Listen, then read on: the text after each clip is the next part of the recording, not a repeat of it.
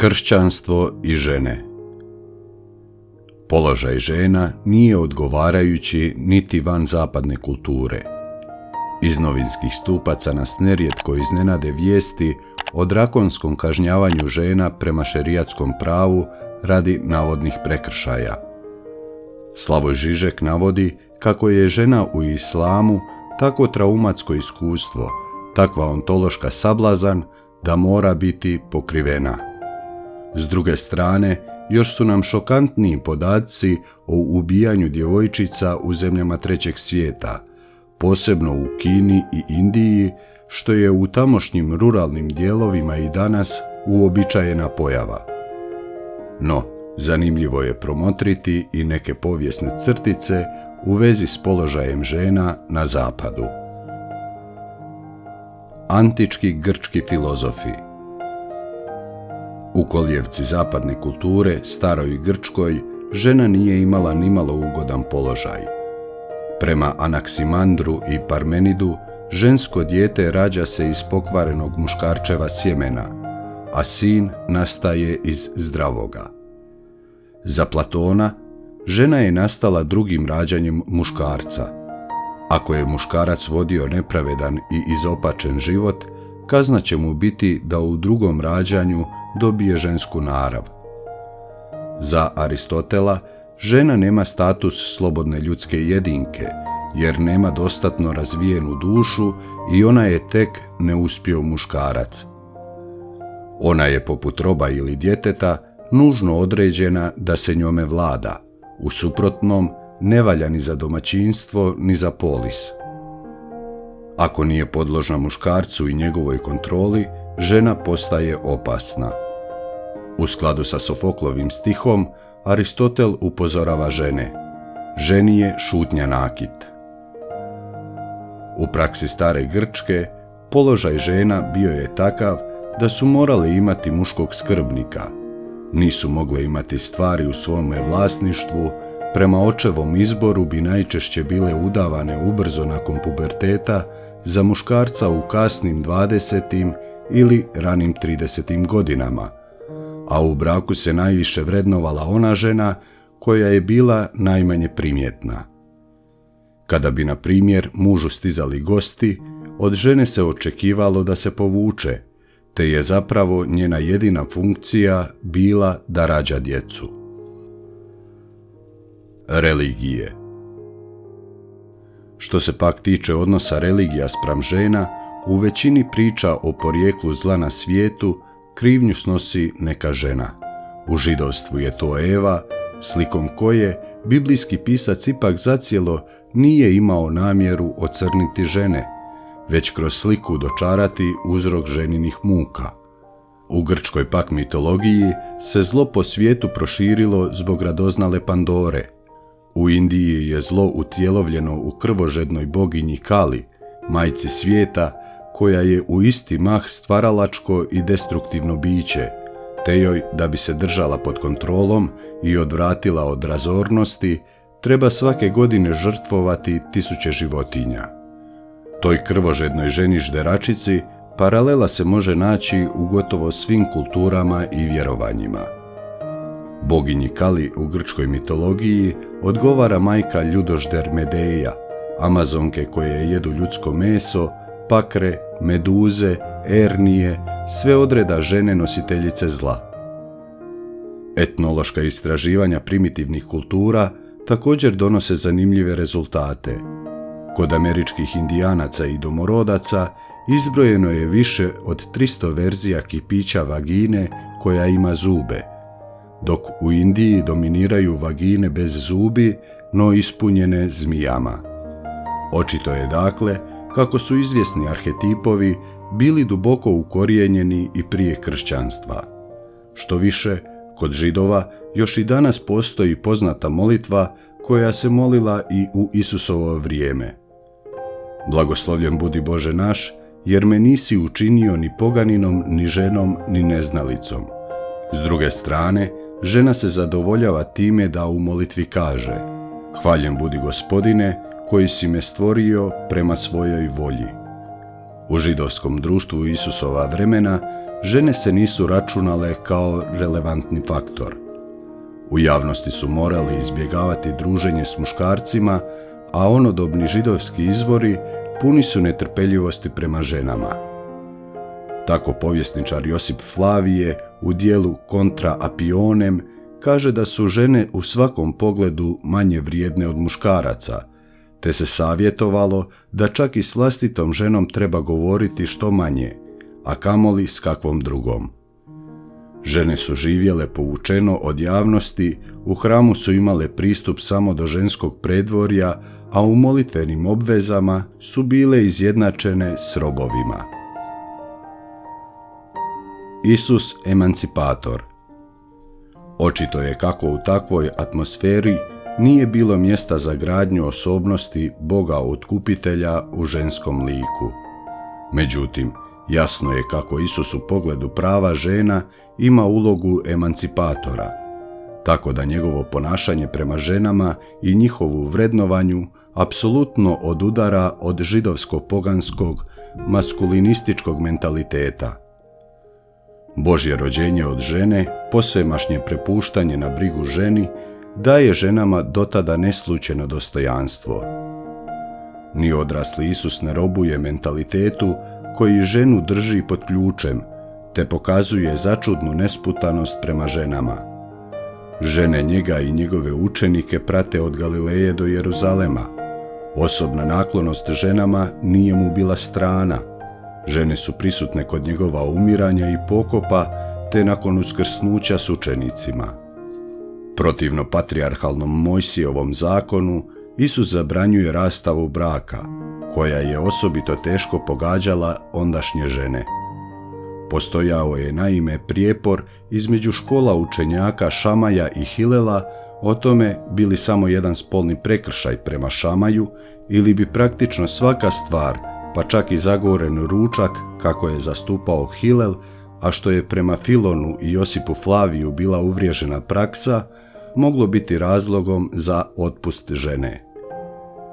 Taj je spor Isusu bio potpuno nevažan, te on izriče posve nežidovsku zabranu, koja će i za obraćene Židove biti toliko teška da će se kasnije u njima upućenom Matejevom evanđelju preljub priznati kao izniman razlog za rastavu braka.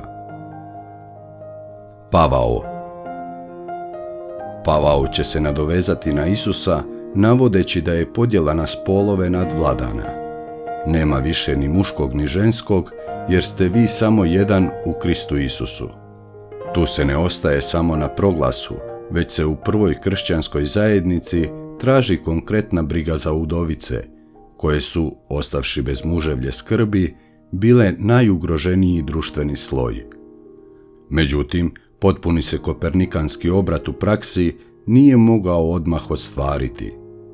Pavao stoga traži da žene na sastancima šute, ali je taj stav ublažen u prvoj poslanici Korinčanima 11. poglavlje 5. redak, gdje im se dopušta da prorokuju. Potrebu nošenja pokrivala za glavu Pavao objašnjava ženinom podređenosti mužu.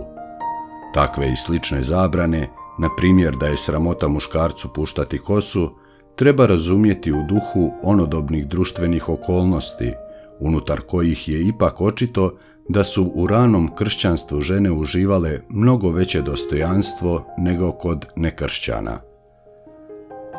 Augustin i Toma Akvinski. Međutim, ne treba prešućivati kako je u kasnijoj kršćanskoj teologiji navodna odgovornost žene za zlo u svijetu, utemeljena na doslovnom shvaćanju slike o Adamu i Evi, postala temelj na kojem se gradilo ženino podčinjavanje. Pri tome su, nažalost, zaboravljali da ta ista slika iskazuje jednakost i jednakovrijednost žene i muškarca. Tako je za mnoge crkvene oce žena instrumentum diaboli, oruđe vraga, koja postaje vrijedna i poštovana tek ako u sebi pobjedi Evu i zamijeni je novom Evom, djevicom Marijom. Sama po sebi žena tu ne vrijedi, već samo ako je djevica, majka ili udovica. Augustin tako ne smatra ženu slikom i prilikom Božjom, jer je njeno divlje tijelo prepreka za to. Toma Akvinski pak ponavlja Aristotelove predrasude, dodajući da žena ne treba muža samo radi rađanja, nego i radi vladanja, jer nema dostatno razvijen razum. Toma u muškarcu, na temelju njegove sperme, gleda aktivan, začetni, a u ženi isključivo primajući, pasivni dio. Postojanje ženske jajne stanice biti će dokazano tek 1827. godine. Stoga ženu obilježava kao nešto manjkavo i neuspjelo, što više kao neuspjelog muškarca. No, valja istaknuti kako na tim mjestima Toma govori samo ono što se tada općenito mislilo, budući da je srednjovjekovlje bilo sazdano na androcentričnoj antropologiji, onoj kojoj je u središtu muškarac. Martin Luther. Moderniji stav o ženama ne nalazimo niti kasnije u protestantskih reformatora. Štoviše, zatvaranjem ženskih samostana čak je i minoriziran njihov položaj unutar crkvene zajednice, te im je oduzeta mogućnost izobrazbe. Martin Luther je smatrao da žene trebaju ostati kod kuće i brinuti se o kućanstvu, te da ne trebaju odlučivati o pitanjima izvan tog kruga. Evo jedne živopisne Lutherove misli. Muškarci imaju široka ramena i uske bokove, te shodno tome posjeduju inteligenciju. Žene imaju uska ramena i široke bokove. Način na koji su stvorene ukazuje na to da bi trebale ostati kod kuće, budući da imaju široke bokove i prostranu pozadinu za sjedenje. Slične stavove o ženinom mjestu u kući nalazimo i kod Kalvina. Pozitivna djela crkve. Unatoč šteti počinjenoj od strane ovih teologa, crkva je svojom praksom braka ipak pridonijela i podizanju vrijednosti žene u društvu.